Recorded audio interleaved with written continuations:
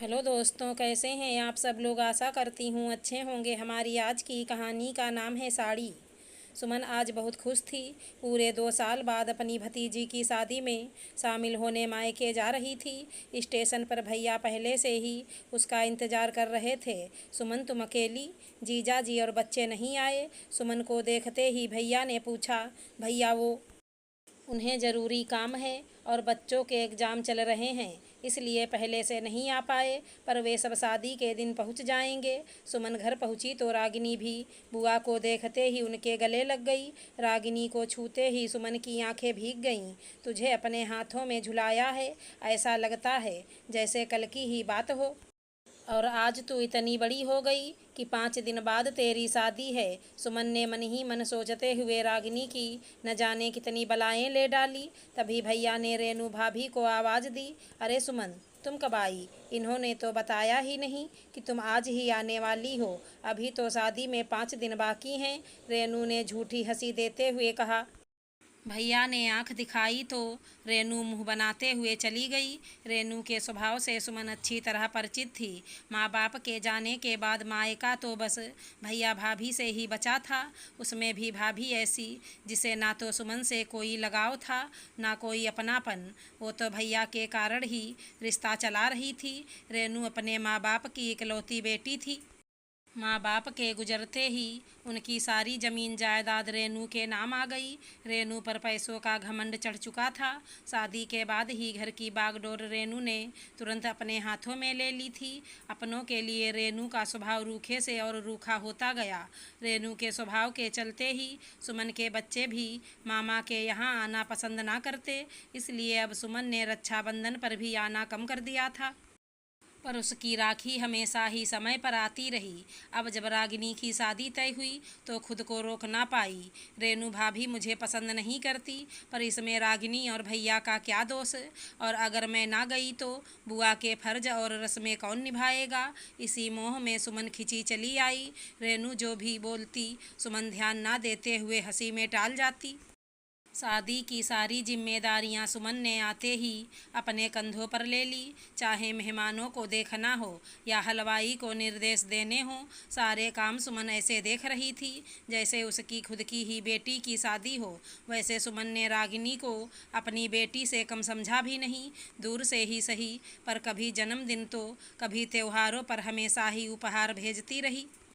आज रात को सुमन जब कमरे में पहुंची तो पीछे से रेनू भी चली आई। तुम तो जानती हो सुमन, रागिनी की शादी कितने ऊंचे और बड़े घर में हो रही है। एक से बढ़कर एक वीआईपी लोग शादी में आएंगे। कल रागिनी की हल्दी की रस्म है और रीत अनुसार बुआ के लाए कपड़े में ही लड़की को हल्दी लगाई जाती है। इसलिए मैं ये साड़ी लाई हूँ, कल कहीं हमारी नाक ना कट जाए, इसलिए सबके सामने अपने तरफ से यही महंगी साड़ी रागिनी को ओढ़ाना। वैसे भी इतनी महंगी साड़ी तो तुमने कभी सपने में भी ना देखी होगी, फिर रागिनी को देना तो बहुत दूर की बात है। रेनू ने सुमन का जवाब सुने बिना ही साड़ी उसके हाथों में देते हुए चली गई। अगले दिन लगभग सभी मेहमान आ चुके थे। रागिनी की मेहंदी और हल्दी की रस्म भी शुरू होने को थी। सभी बुआ का इंतजार कर रहे थे कि दुल्हन की बुआ कैसी और कितनी महंगी साड़ी लाई है। तभी सुमन ने आकर सभी को चौंका दिया।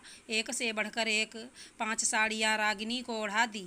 हर साड़ी अलग डिजाइन और रंग की थी। सभी औरतें देखती ही रह गईं। अरे वाह सुमन, वैसे तो बुआ एक ही साड़ी लाती है, पर तुमने तो 5 5 साड़ियाँ दुल्हन को ओढ़ा दी, वो भी एक से बढ़कर एक। दिखने में भी बहुत महंगी लगती हैं। बहुत किस्मत वाली है रेनू, जो इतनी अच्छी ननद मिली, वरना आजकल ननदें तो सिर्फ मायके से लेना ही जानती हैं। रेनू की एक दोस्त ने कहा। इन सब की क्या ज़रूरत थी बुआ? रागिनी ने बुआ को गले लगाते हुए कहा। तेरी बुआ पैसों से गरीब जरूर है, पर दिल से नहीं। मेरा बस चलता तो न जाने क्या क्या तुझ पर न्यौछावर कर देती। ये सब तो कुछ भी नहीं है, सुमन ने रागिनी का माथा चूमते हुए कहा। रेनू पास खड़ी चुपचाप देखती रही। उसे मन ही मन आत्मग्लानि महसूस हो चली। सुमन की लाई सस्ती और साधारण सी साड़ी से कहीं मेरी नाक ना कट जाए, इस डर से मैंने सुमन को कल बहुत शर्मिंदा किया। पर आज सुमन ने ना केवल मेरी शान बढ़ा दी बल्कि मेरी आंखें भी खोल दी। माफ़ करना भाभी, अगर ये साड़ी आप मुझे प्यार और अपना समझ कर देती तो इसे आपका आशीर्वाद समझ रागिनी को जरूर देती, पर इसे देने में भी आपका ही स्वार्थ छिपा था। इसमें आपका अभिमान साफ झलक रहा था, इसलिए इसे मैंने अपना नाम देकर रागिनी को ओढ़ाना ठीक ना समझा। माना मेरी हैसियत आपके बराबर की नहीं, पर अपनी भतीजी के लिए इतना तो कर ही सकती थी।